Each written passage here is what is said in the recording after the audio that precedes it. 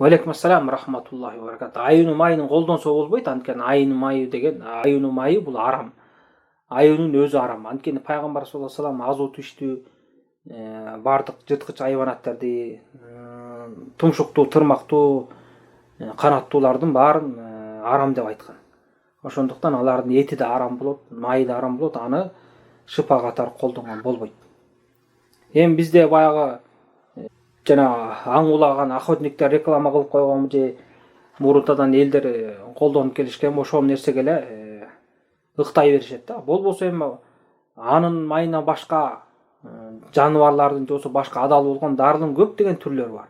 Ошолор таап ошол менен дарыланыш керек. Аюнун майы шыпа берген күндө дагы арам нерседен шыпа издеген болбойт. Анткени муну пайгамбар саллаллаху алейхи вассалам тыйган.